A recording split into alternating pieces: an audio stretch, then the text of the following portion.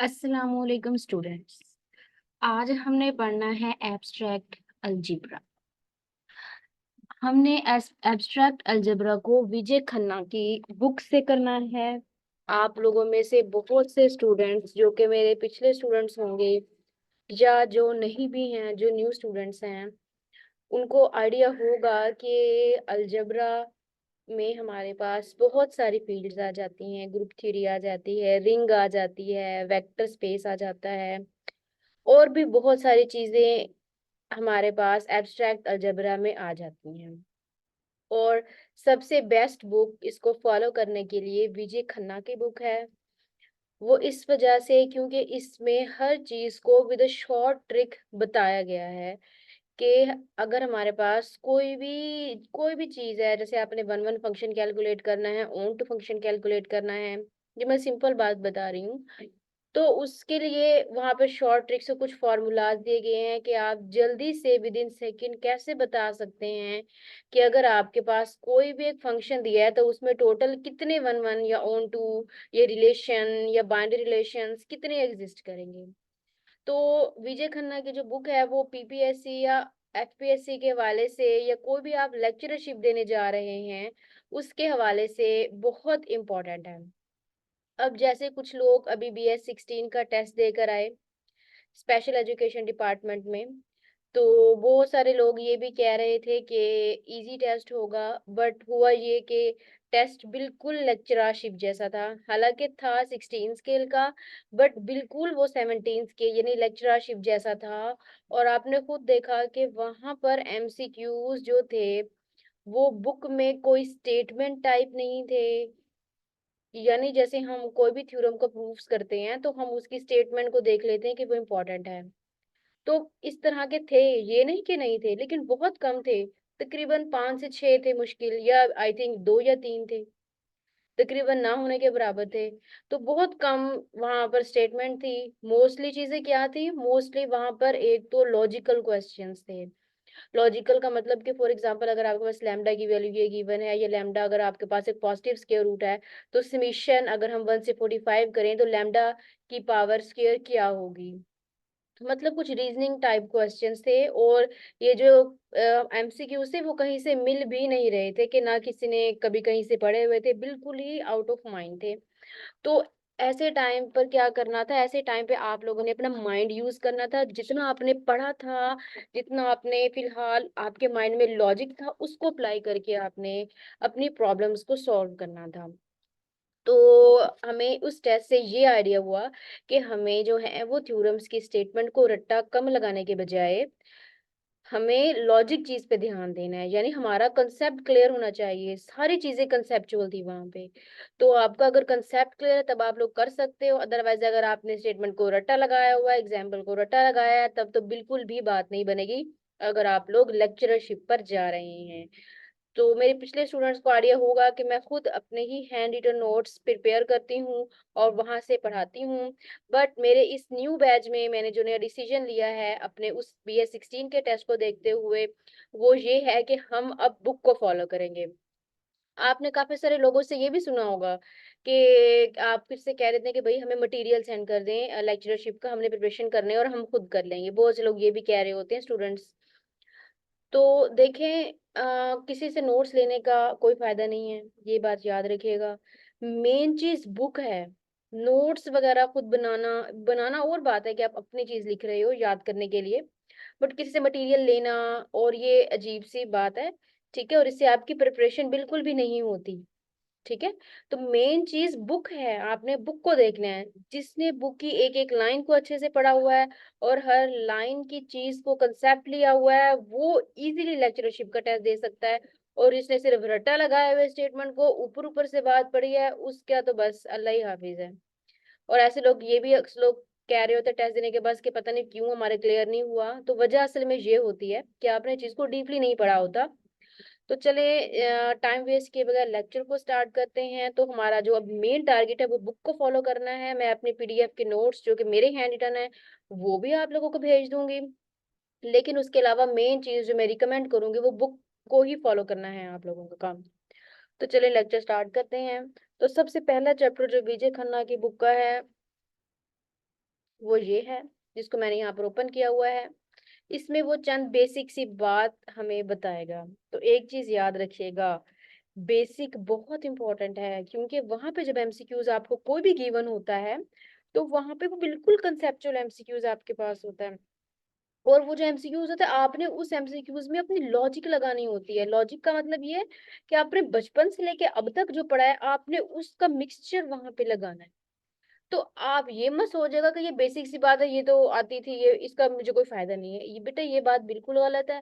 वहां पे जब आप कंसेप्ट लगाते हो, तो आप पिछली अपनी सारी चीजों का बैकअप लगाते हो। तो आपने पिछली सारी बातों को माइंड में रखना है। ये नहीं देखना कि ये छोटी सी बात है, ये वहां टेस्ट में क्या करने आएगी। वो एमसीक्यू टेस्ट में तो आएगा नहीं, लेकिन उससे रिलेटेड चीजें आएंगी, और वहां पे जाके तो आपको अपना माइंड यूज करना है। थोड़ा आपने रटा लगाया होगा, तो आपको कंसेप्ट वहां पर अच्छा होना चाहिए। तो सबसे पहले यहाँ पे डेफिनेशन है सेट्स की। अब बहुत से लोग कह रहे होंगे कि सेट्स तो हमने 6 क्लास में पढ़ा है, ये हमारे काम नहीं आता। बेटा, आपका काम, वो आपसे वहां पर ये नहीं पूछेगा कि व्हाट इज सेट। सेट का सबको पता है, it is a well defined collection of distinct objects. ये तो बच्चे बच्चे को पता है, छोटे क्लासेस की बुक में लिखा है सेट्स। बट आपका काम इस सेट्स को डीपली अंडरस्टैंड करना है कि सेट होता क्या है, और उसको रियल लाइफ एग्जांपल में लाना है। कि अगर आपके पास कोई भी स्टेटमेंट गिवन है, तो आप कैसे बता सकते हो कि वो स्टेटमेंट सेट की कंडीशन को सेटिस्फाई करती है कि नहीं करती। वैसे तो हमें रटा लगा हुआ है, क्या set is a well defined collection of distinct objects, but मेरा मुझे इस डेफिनेशन का कॉन्सेप्ट भी होना चाहिए कि सेट्स होता क्या है। तो चले डेफिनेशन को साइड पे रखे बगैर रियल लाइफ एग्जांपल में समझते हैं कि सेट्स क्या होता है।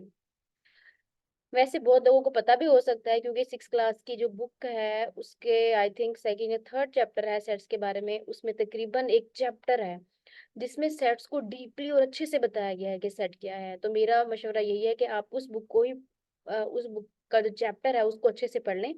उसकी एक्सरसाइज को भी देख लीजिएगा, वहाँ पे प्रैक्टिकल एग्जाम्पल्स हैं। मैं यहाँ पे मेन मेन बात थोड़ी सी सेट की बता देती हूँ। तो जैसा कि आपको पता है, set is a well defined collection of distinct objects. तो बहुत से लोगों को एक तो यही नहीं पता होता कि what is well defined collection का। सबको पता है मजमूआ। डिस्टिंक्ट ऑब्जेक्ट का मतलब ऐसे सेट्स जो एक दूसरे से मुख्तलिफ हों। यानी आपने अपने सेट के अंदर ऐसे नंबर्स लेने हैं, ऐसा मटेरियल लेना है, ऐसे मेंबर्स लेने हैं जो एक दूसरे से मुख्तलिफ हों। और सेट्स का आपको ये पता है कि उसे करली ब्रैकेट से ऐसे डिनोट किया जाता है। ठीक है, ये सेट की हो गई न्यूटेशन।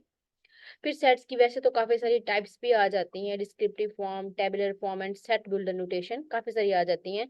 अब वहां पे जाके वो आपसे टाइप्स नहीं पूछने लग जाएगा कि इसकी टोटल कितनी टाइप्स हैं। जाहिर बात है वो इजी चीज तो नहीं पूछेगा।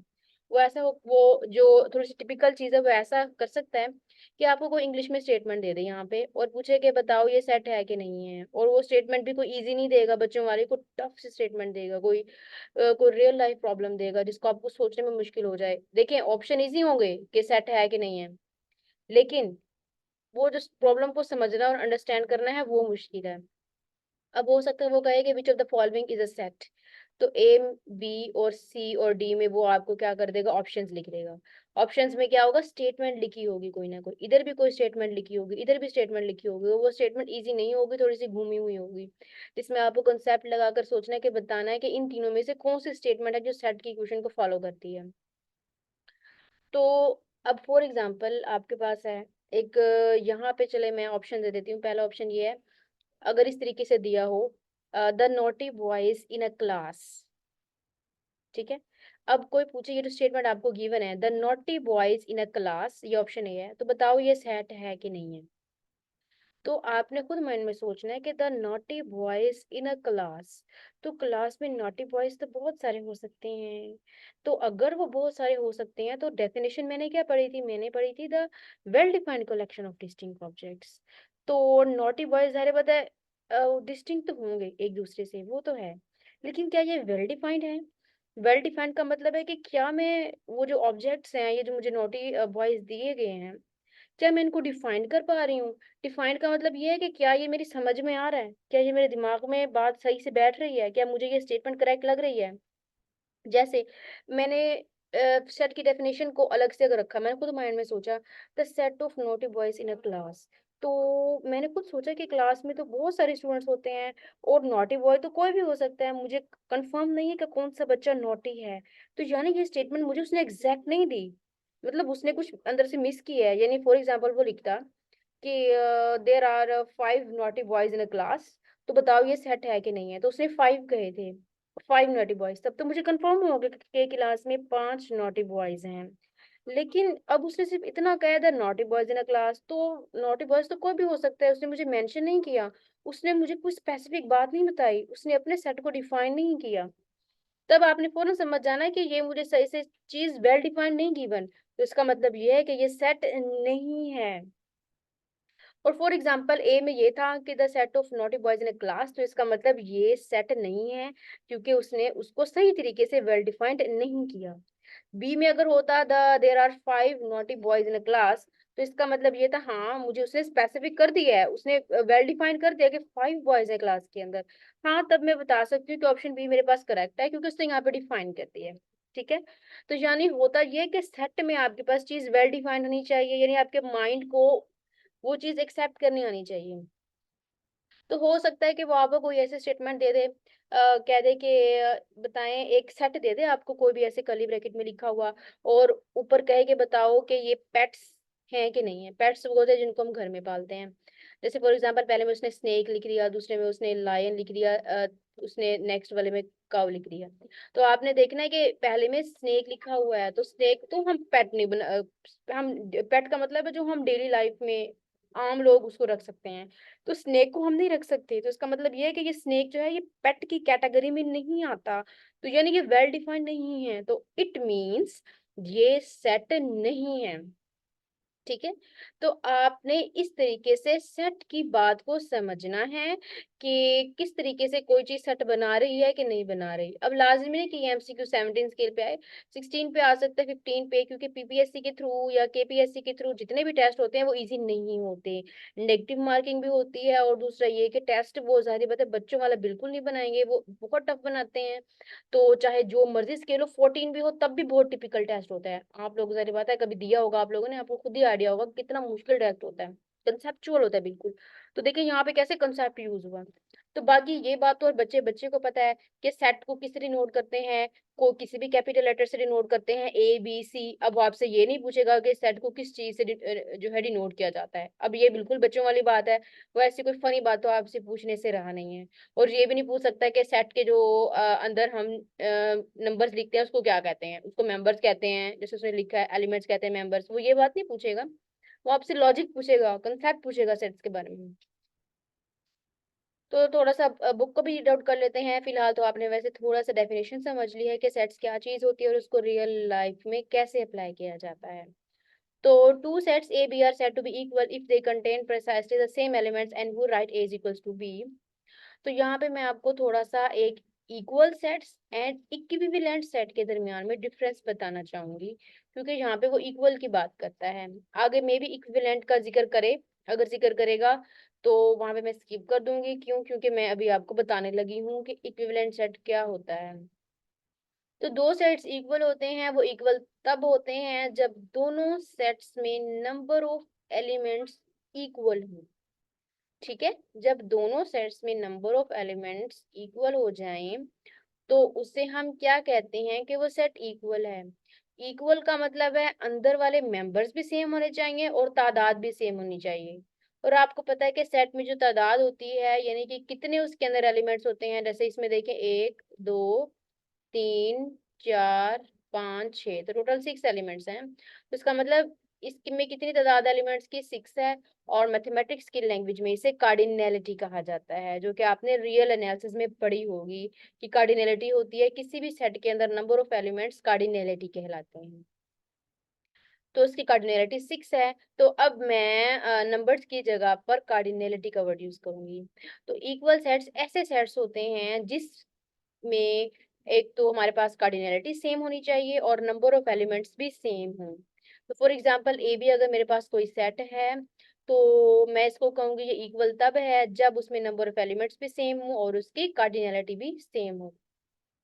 आगे वो एग्जाम्पल दे के भी बताता है, उसको भी हम देखते हैं कि वो क्या कहना चाहता है, बट उससे पहले जो उसने इस पैराग्राफ में बताया है मैं उसको देख लेती हूँ, क्योंकि हमने सारे बताया हर लाइन को अच्छे से पढ़ना और समझना है। ठीक है, ये हमारा मेन टारगेट है। फिलहाल इस सेशन में। A set can be described in a various ways. For example, if it is the set containing 1 2 3 4 5 6 and we can write it as this. तो यानी वो कहना चाह रहा है कि अगर आपके पास कोई सेट है उसको लिखने के बेशुमार तरीके हैं।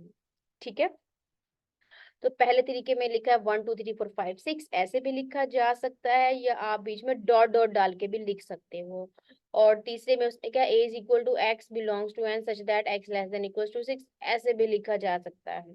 ठीक है, कुछ भी वो दे सकता है, या वो आपको ये भी कह सकता है कि set of natural numbers from 6, मतलब 6 तक नेचुरल नंबर्स लिखो। ठीक है, ऐसे भी वो कह सकता है।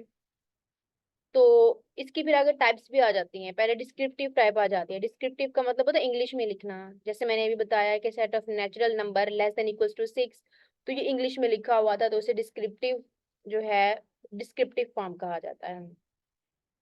फिर उसके बाद डिस्क्रिप्टिव के बाद और भी आ जाती हैं। सेट बिल्डर नोटेशन आ जाता है, इसकी टाइप्स, और भी काफी सारी आ जाती हैं इसकी टाइप्स। बट हमारा इतना टाइप से कंसर्न नहीं है। मेन हमें एक तो इसका रियल लाइफ में आइडिया होना चाहिए, और दूसरा कोई एग्जांपल्स हमें हर चीज की एक तो आनी चाहिए कि उसको अंडरस्टैंड करने के लिए। तो नेक्स्ट में हमारे पास उसने नोटेशन बता दी। पहले हमने डिस्क्रिप्टिव को देख लिया, फिर उसके बाद इसकी एक टेबुलर फॉर्म भी आ जाती है। टेबुलर फॉर्म में ऐसे जैसे सेट लिखा वैसे लिखा जाता है। तीसरी आ जाती है set builder notation. Set builder notation में जैसे आपने ये लिखा हुआ है, इसे कहा जाता है सेट बिल्डर नोटेशन में लिखना। तो ये उसके डिफरेंट डिफरेंट टाइप्स के बारे में वो यहाँ पे डिफाइन कर देता है। अब नेक्स्ट में हमारे पास है when any set of natural numbers the last notation reading as those x is a set of the natural numbers which satisfy the property x less than equals to 6। मतलब simple बता रहा है x less than equals to 6 का मतलब है कि है natural number start 1 से होंगे लेकिन एंड 6 पर होंगे। We do not repeat any elements while writing the elements in a set. Again, the order in which the elements are written is immaterial. अब वो बताना चाह रहा है कि ये जो 1 2 3 लिखा हुआ है और ये जो 2 1 3 लिखा हुआ है, इसका मतलब सेम है। इसका मतलब सेम होने का मतलब ये है कि अब सेम का मतलब आपको पता है कि एक तो कार्डिनलिटी भी इक्वल होनी चाहिए, और दूसरी बात है कि उसके अंदर नंबर ऑफ एलिमेंट्स हमारे पास सेम होने चाहिए। तो 1 2 3 लिख दो या 2 1 3 लिख दो, नंबर ऑफ एलिमेंट्स देखिए बराबर बराबर हैं। इसमें 1 है, इसमें भी 1 है, इसमें 2 है, इसमें भी 2 है, इसमें 3 है, इसमें भी 3 है, बेशक आगे पीछे है, बट तादाद भी इक्वल है, यानी कार्डिनलिटी भी सेम है और नंबर ऑफ एलिमेंट्स भी सेम है। तो इसका मतलब ये सेम सेट है, यानी इक्विवेलेंट सेट है। फिर उसके बाद उसने कहा set having no elements is called the empty set और नल सेट और वॉइड सेट। ये इंपॉर्टेंट वर्ड है, वो इसलिए क्योंकि अक्सर ना एमसीक्यूज में आ जाता है कि if we have given a void set, तो वहां बच्चे कंफ्यूज हो जाते हैं कि वॉइड सेट क्या है। तो वॉइड सेट का मतलब होता है नल सेट या एम्प्टी सेट, जिसे फाई से डिनोट किया जाता है। ये तो आप एफएससी से ही पढ़ते आ रहे हैं कि ये बिल्कुल खाली सेट है और इसको फाई लिखा जाता है।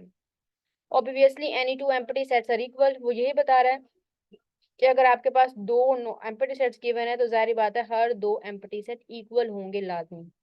अ set will be called finite if it is empty और has finite number of elements. अगर किसी भी सेट में फिनाइट एलिमेंट्स है, फाइनाइट का मतलब जैसे ये सेट आपको गिवन है ये फाइनाइट सेट है, क्योंकि इसमें मैं इससे कार्डिनलिटी में निकाल पा रही हूँ, इसमें 3 एलिमेंट्स हैं।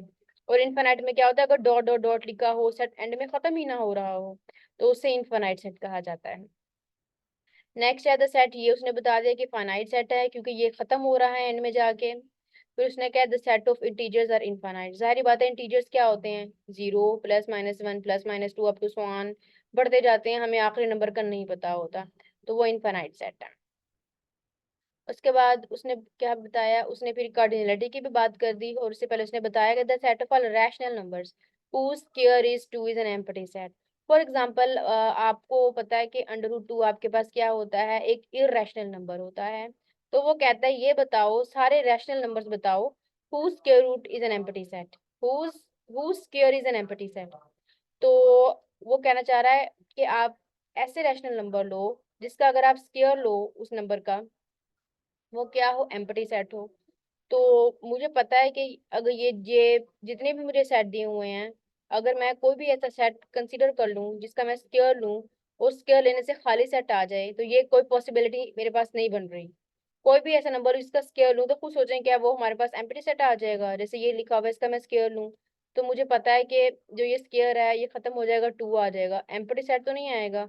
अब फॉर एग्जाम्पल वो रैशनल नंबर की बात कर रहा है, तो मुझे पता है कि हर इंटीजर रैशनल नंबर होता है, क्योंकि मैं इंटीजर्स को बट्टे की फॉर्म में लिख सकती हूँ, 2/1, 3/1।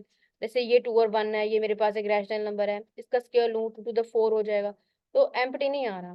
तो इसका मतलब ये है कि इसकी ये जो कंडीशन है ये कहीं सेटिस्फाई नहीं हो रही, कुछ भी नहीं आ रहा, तो इसका मतलब ये मेरे पास क्या होगा, इसका जो रिजल्ट है वो एम्प्टी सेट होगा।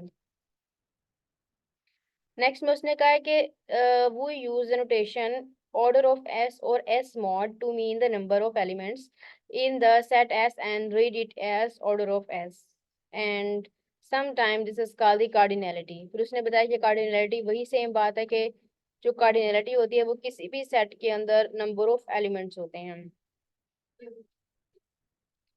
तो सिंपल उसने बताया कि कार्डिनलिटी जो होती है उसको ऐसे ऑर्डर से डिनोट किया जाता है, और दो लाइंस भी साइड पे लगा दी जाती हैं, या सिंपल जो है वो ओ भी इसको लिख दिया जाता है। ठीक है, ये सिंपल कार्डिनलिटी की वो बात कर रहा है।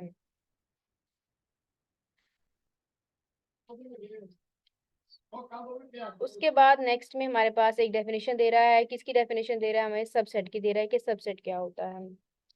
तो जैसा कि आपको पता है कि आपके पास सिंपल जो है कि कोई भी सेट। नेक्स्ट हम सबसेट देख रहे थे। अगर आपके पास कोई भी सेट गिवन है, आप उसका कोई से भी छोटा एक सबसेट ले लो, तो वो उसका हमेशा सबसेट कहलाता है। यहाँ पे लिखा we say that A is contained in a set B, और इसको इस तरीके से लिखा जाता है सबसेट की कंडीशन को। फिर सबसेट की दो टाइप्स आ जाती हैं, एक होता है प्रॉपर सबसेट, एक होता है इम्प्रॉपर सबसेट। अब याद रखिएगा कि नीचे ये, हाँ जी देखिए यहाँ पर भी उसने बताया ऐसे लिखा जाए। तो ये हमारे पास प्रॉपर की नोटेशन है और ये इम्प्रॉपर की है। प्रॉपर में नीचे लाइन नहीं गिवन होती और इम्प्रॉपर में नीचे लाइन गिवन होती है। प्रॉपर का मतलब ये है कि इस सेट में भी एलिमेंट्स हैं, इसमें भी एलिमेंट्स हैं। तो अगर लाइन नहीं गिवन तो इसका मतलब ये है कि इसमें कम एलिमेंट्स हैं और इसमें ज्यादा हैं। ठीक है, इसमें हमेशा कम रहेंगे, इसमें हमेशा ज्यादा रहेंगे, और दोनों कभी भी इक्वल नहीं हो सकते।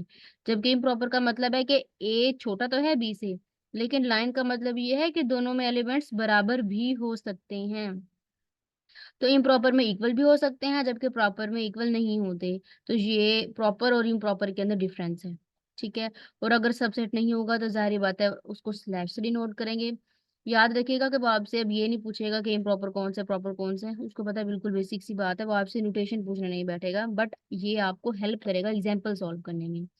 ठीक है, कोई भी एग्जाम्पल वो आपको दे सकता है और पूछ सकता है कि बताओ, ये तो नहीं पूछेगा कि प्रॉपर है कि नहीं है, मगर वो ऐसा कोई कंसेप्चुअल एमसीक्यूज दे सकता है जिसमें आप अपनी प्रॉपर और इम्प्रॉपर की डेफिनेशन को यूज करके अपनी प्रॉब्लम को सॉल्व कर सकते हैं। नेक्स्ट में उसने क्या कहा, it is clear that A is equal to B if and only if this. अब ये चीज तो आप बहुत थ्योरम्स में पढ़ के आ चुके होंगे, स्पेशली ग्रुप थ्योरी में। ग्रुप थ्योरी में जब भी हम ये प्रूव करते हैं कि ए बी के बराबर है, थ्योरम्स के अंदर ये यूज होता है कि ए बी के बराबर है, तब हम हमेशा दिखाते हैं कि ए बी का सबसेट है और बी ए का सबसेट है। ये थ्योरम की स्टेटमेंट है, इसको आपने अच्छे से वैसे याद रखिएगा, क्योंकि ये आगे हमें थ्योरम्स की जब थोड़ी सी हल्के हल्के से प्रूफ देखेंगे तब हमें ये वहां पर काम आएगी। और फिर उसने एक अहम बात बताई कि हर सेट अपना सबसेट लाजमी होता है। हर सेट अपना सबसेट लाजमी होता है, और फाई भी हमेशा ए का यानी किसी भी सेट का सबसेट होता है। तो अब आपने मेन बात याद रखनी है कि अगर आपके पास कोई भी सेट गिवन है, तो उस सेट के हमेशा दो सबसेट्स तो लाजमी एग्जिस्ट करेंगे।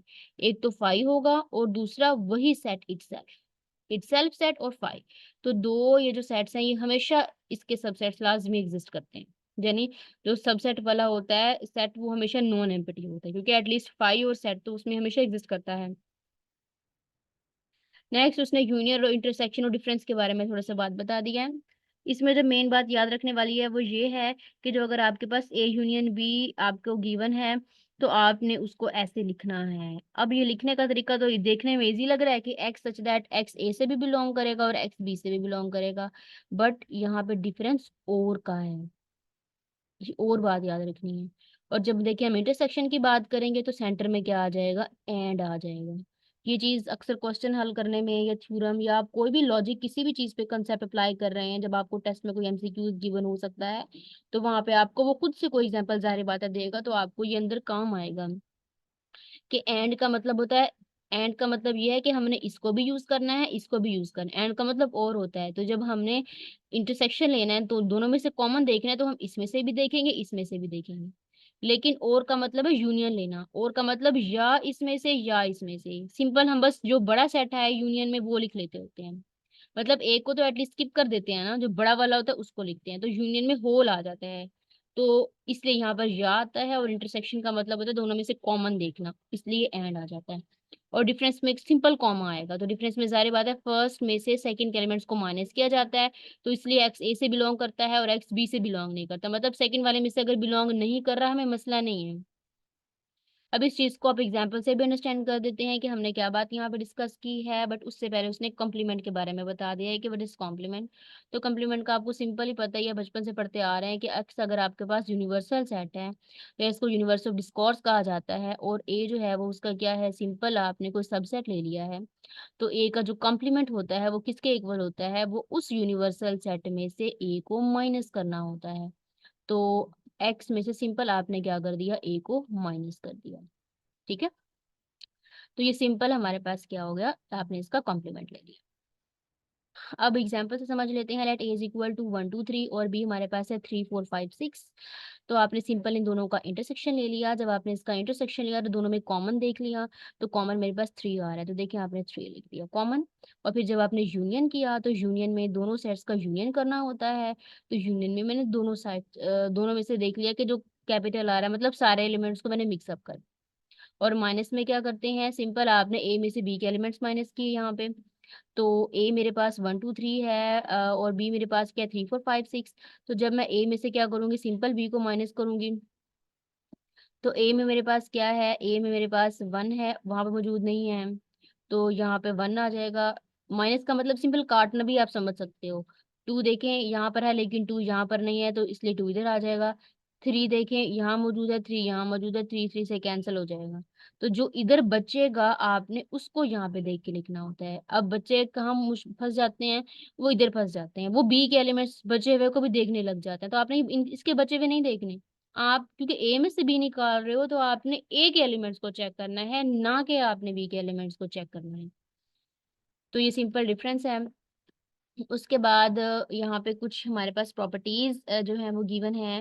प्रॉपर्टीज में है कि अगर ए बी सी आपके पास कोई भी दो सेट्स हैं,